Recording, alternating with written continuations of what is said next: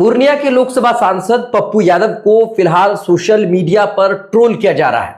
चाहे सत्ता पक्ष के नेता हो या फिर सोशल मीडिया यूजर्स, फिलहाल पप्पू यादव को इशारों इशारों में बुजदिल कहते नजर आ रहे हैं।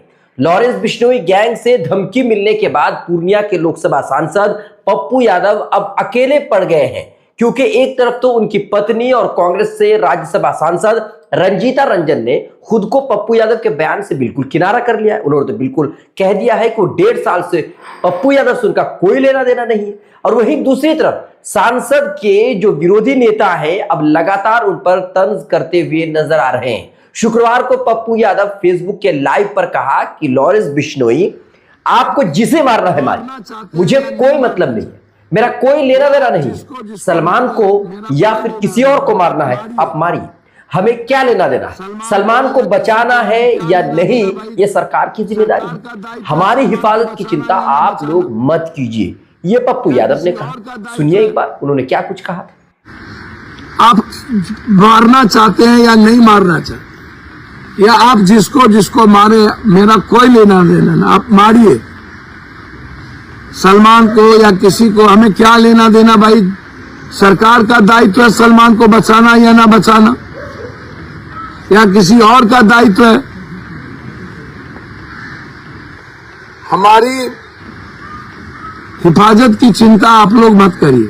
फिलहाल इस बयान के कारण पप्पू यादव को लोगों के तंज का सामना करना पड़ रहा है। बिहार सरकार के पीएचईडी मंत्री और बीजेपी नेता नीरज बबलू ने पप्पू यादव को आए धमकी भरे कॉल को फेक बताया है। सहरसा में शुक्रवार को प्रेस कॉन्फ्रेंस के दौरान नीरज बबलू ने कहा कि वो कहते हैं, यानी पप्पू यादव के बारे में उन्होंने कहा, वो कहते हैं कि उन्हें किसी का डर नहीं लगता, लेकिन एक फेक कॉल से उनकी हवा निकलने लगी है। अब वो सुरक्षा की मांग कर रहे हैं। साथ ही बीजेपी के पूर्व सांसद बृजभूषण शरण सिंह ने भी शुक्रवार को पप्पू यादव पर तंज कसा। उन्होंने कहा कि एक कोई बाहुबली है बिहार में जो हर विषय पर बोलते हैं, यानी पप्पू यादव की तरफ इशारा करते हुए उन्होंने कहा अब सिक्योरिटी की मांग कर रहे हैं, बहुत बड़े बाहुबली हैं। बृजभूषण सिंह ने पप्पू यादव के वजन को लेकर के भी मजाक उड़ाते हुए कहा कि 3-4 क्विंटल वजन है उनका, अब सुरक्षा की मांग करने लगे हैं। क्यों बयान दिया?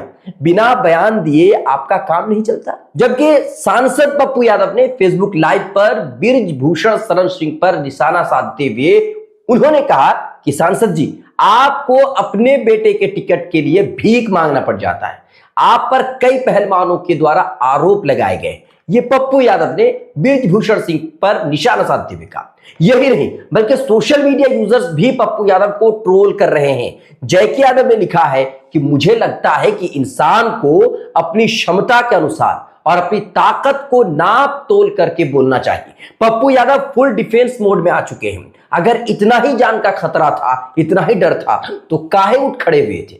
सबकी तरह चुप ही रह जाते, आप भी नहीं बोलते। मुझे शर्म महसूस होती है कि एक ऐसे व्यक्ति के जिगरे की तारीफ की जो शायद जिगरा रखता भी नहीं है।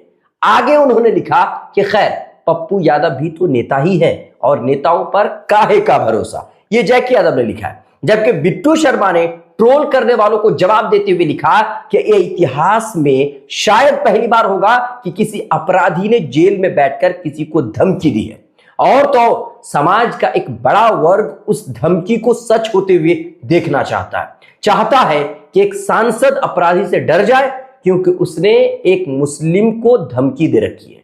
ये पतन है हमारे सभ्य समाज का। ये बिट्टू शर्मा जो है उन्होंने ये सब कुछ लिखा है। आपको बता दूं कि लॉरेंस बिश्नोई की तरफ से जिसको धमकी दी गई है वो बहुत बड़े एक्टर हैं, सलमान खान, और सलमान खान को जान से मारने की धमकी दी गई और उन्हीं के फेवर में या उन्हीं के साथ देते हुए नजर आए थे पप्पू यादव। उन्होंने एक ट्वीट भी किया था बाबा सिद्दीकी की हत्या के बाद कि अगर मुझे 24 घंटे का समय दिया जाए तो 2 टके के इन गुंडों को 24 घंटे के अंदर मैं खत्म कर दूंगा। उसके बाद से ही पप्पू यादव वाला मामला बहुत ही ज्यादा तूल पकड़ता हुआ नजर आ रहा है। लोग अब जो है पप्पू यादव को ट्रोल कर रहे हैं और बुजदिल कहते नजर आ रहे हैं। लेकिन अफसोस की बात यह है कि एक जेल में बैठकर के एक शख्स धमकी दे रहा है और सरकार कुछ कर नहीं पा रही है। आपकी इस पर है क्या राय? आप हमें कमेंट कीजिए। लाइक शेयर फॉलो नहीं किया है तो जरूर कीजिए।